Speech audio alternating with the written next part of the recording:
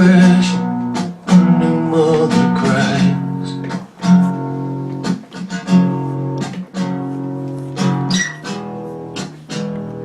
Listen to the fall to the floor.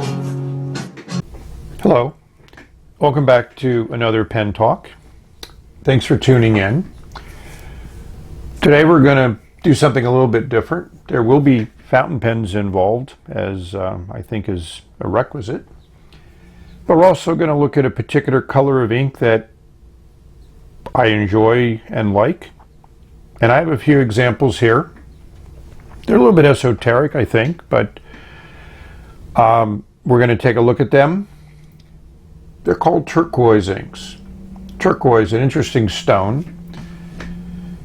I traveled a fair bit in the southwest of the United States and got well acquainted with turquoise. It's a gemstone that is used quite a bit by the American Indians, our native population, for jewelry and ornamentation.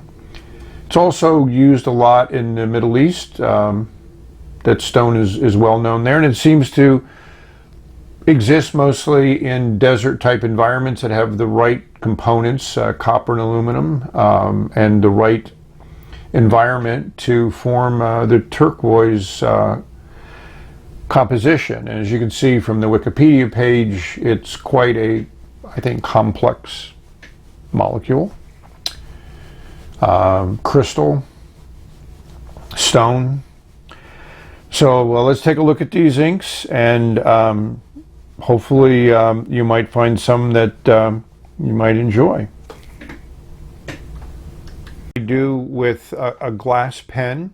So I take a glass pen, dip it in a bottle of ink, write the name of the ink, and then I make a patch of ink and do a smear. I use the different colors to write turquoise. It's interesting to take a look at those and then take a look at these and decide which, what order they were used in writing turquoise. But it is certainly a wide range of a blue-green color. And I also have an iron gall from KWZ, so we're obviously going to have to look at how that color might change as the ink dries and ages on the paper. And the smear test also gives you an example of how that ink can look with different levels of saturation. I have some LED lights and some incandescent lights and some diffuse sunlight. So I got I think a very good light source, and even to my eyes I can definitely see the quite large variety of the colors of these inks. Between the KWZ regular turquoise and the KWZ iron gall turquoise, and I think these color swatches show that quite nicely. I mean, it's definitely still a blue-green, but it's certainly much darker, and in this patch that I put on with the knife is almost black. That's where it was very thick. This is with the carton swab, obviously shows a lot of difference, but I have to say that if I was going to choose between these two, I would go with the regular turquoise. But if I needed some permanency and I wanted that iron gall kind of like effect, I would definitely use the iron gall ink. These two used to be my favorite turquoises, first with the Navajo turquoise. I think it's a great color. I think it probably comes as close to turquoise as any of these inks do. The Lamy turquoise is certainly more on the blue side and less green. I mean, that is definitely an intense blue there, but you definitely know it's just not a straight blue. And then Robert Oster turquoise, I think, is the more towards the green shade of any of the turquoises that I have. So that makes it interesting. I had a little piece of paper stuck to the nib when I wrote the R, so that's why it looks like it was done with a felt tip pen. So this ink also has an interesting color to it. These are the pens that I've inked up with turquoise ink. Some of them have had turquoise ink in them for a while. I refreshed the ink supply. So this is the Waterman's number 7 with a nice stub nib with the Lamy turquoise. Here's an interesting Franken 452 or 552, depending upon whether you use the barrel or the cap, with Noodler's Navajo Turquoise. Another vintage Waterman 92 with Robert Oster Turquoise. This is a Marte Modena Citizen Cairo with the KWZ regular turquoise. That is a medium nib. And this is a Nemocene with a 0.6 nib, which I really like, with the KWZ Iron Gall turquoise. Some people have talked about the fact that they get cracks and stuff at the bottom of the cap. So this pen I've had for maybe a year, year and a half, and I don't post it because it doesn't leave my pen room. And as you can see, I've already lost some plastic in the cap. So it's a shame about that, but hey, I got the pen because of how it writes, and I'll live with a little bit of aesthetic imperfections. So this is all going to be on Tomoe River paper because I've already put this ink on absorbent paper, so you've seen how it looks there.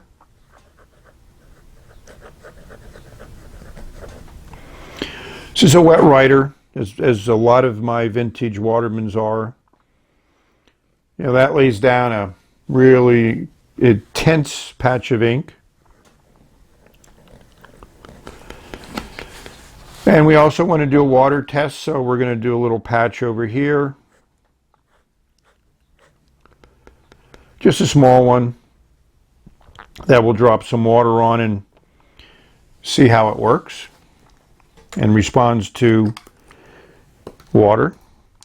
So now we're going to go on to another Waterman's, and this is Noodler's.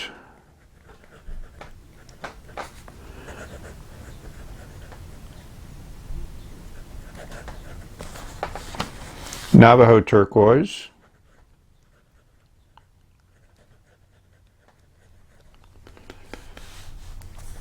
Again, this is a wet writer, nice soft nib. I love my Watermans.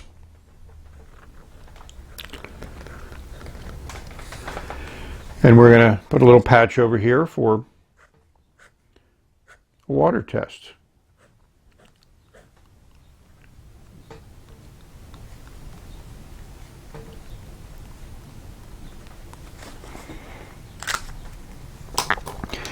And not to be undone, we have a third Waterman's.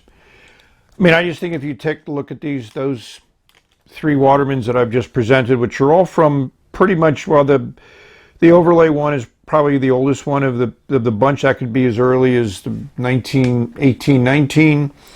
The number 7 and this number 92 is from later on, probably in the later 30s, possibly as much as the 40s. Not the number 7, but the number 92 here. So this one has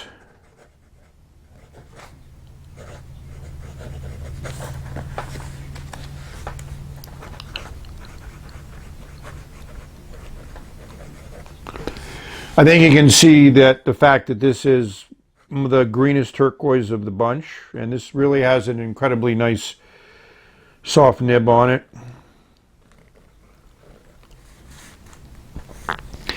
And when I do the little circles, you can see a little bit, if you get a little bit of shading, it's going to show up there.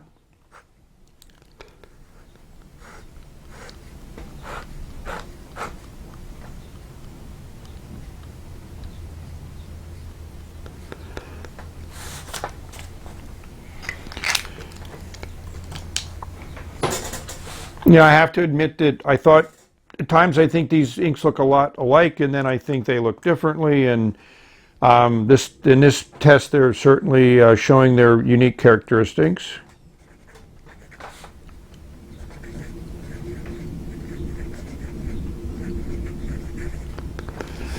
I mean, this KWZ certainly looks much bluer and much more true to turquoise.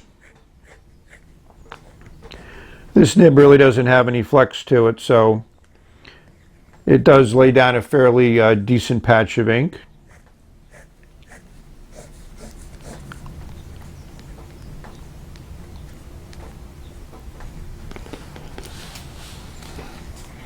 So I saved the iron gold to last because interesting to see how that color changes as the KWZ and a lot of iron gall inks, they react to air.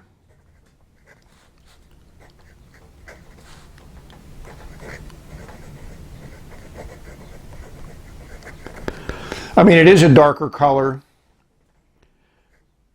This will have a little bit of line variation because it's a stub. I think you all guys know that I like kind of wet writers. I haven't done anything about which one dries the quickest. These are types of inks that you're not going to buy for their quick drying properties. You buy them for their color. But I've had all of these have their own many types of issues with drying. So what we'll do is we'll leave this set for a few minutes. Please ignore the howling dog in the background. And then I'm going to lay down a fresh ink just to see if that color changes as apparent as it is on some of the other iron gall inks. And I think you can see that very clearly. I mean, it definitely darkens quite a bit and really does approach almost like a black, but it does go down. It's a nice color until it finally goes through. It changes, which takes about a minute. So we'll speed up the video and watch it happen. So this is, I think, a good example of using this Tomo River paper, which keeps the ink on the surface quite a bit, and you can definitely see the differences between all these inks, which basically are called the same color. And now the iron gall has dried enough, so it's all the that nice dark color that it dries to. Well, we need to take a look at chromatography, as every ink review seems to do. And I think it's an interesting view. Still haven't been able to relate it that much to how the inks actually work on paper when you write with a pen, but they look nice. So you have your Lamy turquoise, your Noodler's Navajo turquoise, your Robert Oster turquoise, KWZ turquoise, and KWZ iron gall turquoise. These four look fairly similar. There's mostly blues in it. They all have an intense patch of dark blue at the very top. Lighter blues, you know, maybe some grays here to start off with. But the Robert Oster definitely has a lot of green in it, which shows up in the writing. It's interesting that you don't get that shading of the green and the blue. That would be interesting. And the iron gall definitely has more an even spread, which is what you would expect from iron gall inks. You can see a little bit of a dark area here, a little bit dark here at the bottom, which is typical of the iron gall reacting as the ink moves up this paper. So we're going to take a quick look at the iron gall after it dried to see how much residue actually stays. Since this is the nicest looking one, I thought we'd just do a close-up of it to see how those interesting colors show up in this chromatography. So I let the KWZ iron gall dry for about an hour, and there is exactly what you would expect there. You know, the ink still spreads, the color still spreads, but you get that iron gall characteristic where it leaves some very dark remaining color. And it's different than when you do it when it doesn't dry, so that's the case. If I'd left it dry 24 hours, this would probably be a little bit darker, but as you saw from the water test that we'll do later on, the iron gall does do what it's supposed to do. So we're going to put a few drops of water on here and see if these inks, other than the iron gall, have any real water resistance.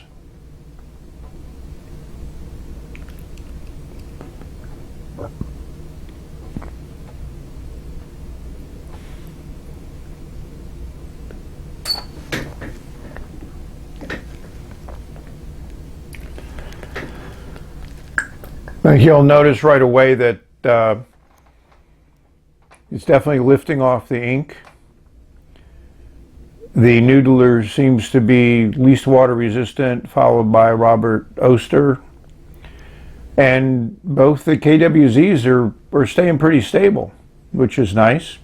So leave them set for a couple minutes and then we'll look closely at the results. Like I expected, none of them have really good water resistance. So we can see here the Lamy Turquoise, the Noodler's Navajo Turquoise, Robert Oster, and then the KWZ regular, and lastly the KWZ Iron Gall. We'll dab the water off and see what's left. Well, the Iron Gall ink definitely wins, and the other four are pretty non-water resistant. I mean, pretty much most of the ink is gone where the water sat. You know, the Lamy looks like the worst. The KWZ, Robert Oster, and Noodlers are pretty much about the same. Maybe you give a little edge to Noodlers, and then the Iron Gall is doing what it's supposed to do. It is fairly permanent. It just doesn't have any of that intense color that you get with the other turquoises. Well, we've come to the end of this turquoise ink review. Hopefully you found it interesting. Definitely a color that I enjoy and like, and I appreciate all of these different variations that I have. They all have their unique characteristics and things that you might like about them. So thank you for watching. If you want to pick your favorite turquoise ink and put it in your comments, that would be interesting to see which one you like from this review that I just did. And just keep on writing, keep on trying different inks. Enjoy the wonderful world of inks, pen, and paper. Till later, bye.